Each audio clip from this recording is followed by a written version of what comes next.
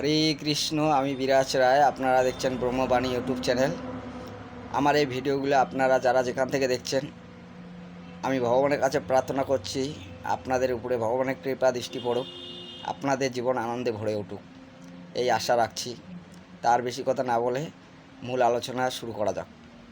তো আজকে আলোচনা করব যে কিভাবে আমাদের এই সমাজ ব্যবস্থা বা বিচার ব্যবস্থা বা শিক্ষা ব্যবস্থা নষ্ট হয়ে যাচ্ছে, এই সমস্ত বিষয়ে একটু আলোচনা করব। যে কলির এতটাই প্রভাব, যে কলির প্রভাবের কারণে এই সমাজ ব্যবস্থা, বিচার ব্যবস্থা, আইন ব্যবস্থা সমস্ত কিছু কিন্তু ধ্বংসের দিকে চলে যাচ্ছে। এটা হচ্ছে কলির প্রভাব। তাই এই ধর্মনিরপেক্ষ সংবিধানে কিন্তু এই সমস্ত কিছু রক্ষা করতে পারবে না বা এই সমস্ত কিছুকে ঠিক করতে পারবে না। কারণ দিনের পর দিন কিন্তু সেই দিকগুলা, ভালো ভালো দিকটা নষ্ট হয়ে যাচ্ছে বা দেশটা খারাপের দিকে চলে যাচ্ছে।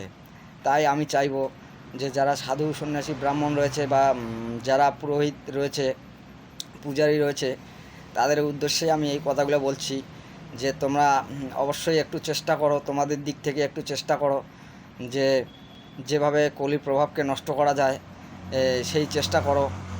কারণ এই কলির প্রভাবের কারণে কিন্তু আপনারাও টিকে থাকতে পারবেন না। কারণ আপনাদের যে ধর্মস্থান জায়গাগুলো রয়েছে, যে মন্দিরগুলো রয়েছে, যে সমস্ত মন্দিরে বড় বড় অনুষ্ঠান হচ্ছে, হ্যাঁ, প্রচুর লোক যাতায়াত করছে, এই সমস্ত মন্দিরগুলা, ধর্মস্থান জায়গাগুলো কিন্তু টিকে থাকবে না।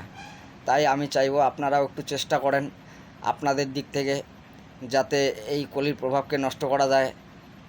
তা না হলে আপনারাও টিকে থাকতে পারবেন না বা দেশের জনগণেরও বিরাট বড় ক্ষতি হয়ে যাবে বা দেশের ক্ষতি হয়ে যাবে। তাই আমি চাইবো যে আপনারাও একটু চেষ্টা করুন, আপনাদের দিক থেকে প্রচুর পরিমাণে চেষ্টা করুন। শুধু সগানন্দ ভর্তি নিয়ে থাকলে হবে না, বা আপনারা যদি একটু চেষ্টা না করেন, তাহলে এই ধর্মনিরপেক্ষ সংবিধান বা বর্তমান যে দেশ যেভাবে চলছে, এই দেশেও কিন্তু রক্ষা হবে না। কারণ দেশের মধ্যে যদি কোনো সমস্যা হয়, তাতে সাধু সন্ন্যাসী ব্রাহ্মণ যারাই আছে, দেশে যত জনগণ আছে, সবার কিন্তু বিপদ হতে পারে বা বিপদ হবে।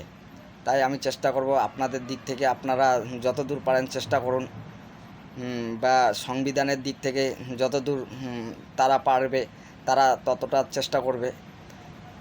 আপনাদের কর্ম অনুসারে কলির প্রভাবকে কিভাবে নষ্ট করা যায় আপনারা চেষ্টা করুন। সংবিধান অনুসারে যেভাবে কলির প্রভাবকে নষ্ট করা যায় বা অধর্মকে নাশ করা যায়, সেটা সংবিধান চেষ্টা করবে।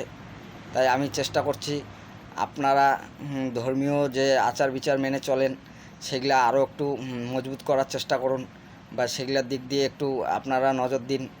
যে রাত 10টার পরে কোনো মেলাতে মহিলারা থাকতে পারবে না বা থাকা যাবে না, বা 12টার পরে সমস্ত মন্দির বন্ধ হয়ে যাবে, বা মেলা প্রাঙ্গণে কোনো অনুষ্ঠান চলবে না, বা কোনো লোকজন থাকবে না। যারা ব্যবসায়ী, যারা দোকানদার রয়েছে, তারাও 12টার মধ্যে দোকানপাট বন্ধ করে দেবে। এরকম আপনাদেরকে প্রচার করতে হবে। যারা সাধুগুরু বৈষ্ণব রয়েছেন, যারা এই মন্দিরগুলো পরিচালনা করছেন, মন্দির কর্তৃপক্ষকে আমি এই বার্তাটা জানাচ্ছি, আমার এই বক্তব্যটা জানাচ্ছি, বা তাদের কাছে আমি এই অনুরোধ করছি, আপনারা এই সমস্ত প্রচার করুন। তা না হলে আপনারাও মন্দির পরিচালনা করতে পারবেন না বা ধর্মকে ধরে রাখতে পারবেন না, বা মানুষ যে ধর্মের প্রতি বিশ্বাস, সেই বিশ্বাসটা কিন্তু মানুষের নষ্ট হয়ে যাবে।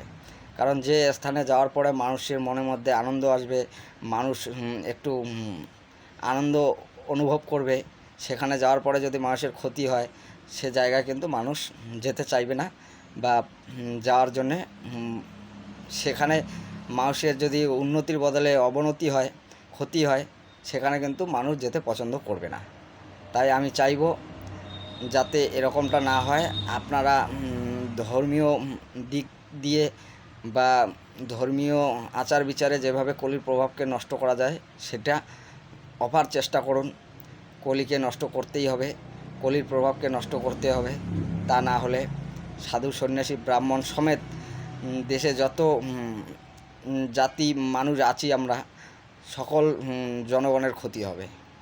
তাই আপনারা একটা বড় বড় পদে রয়েছেন, আপনারা বড় বড় পদ নিয়ে রয়েছেন, আপনাদের ক্ষমতা আছে এই কলির প্রভাবকে নষ্ট করার জন্য।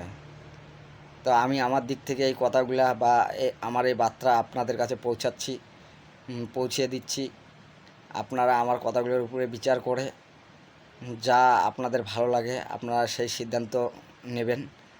অবশ্যই মানুষের ভালো করলে আপনাদের ভালো হবে, বা অবশ্যই মানুষের ভালো করা আপনাদের কর্তব্য।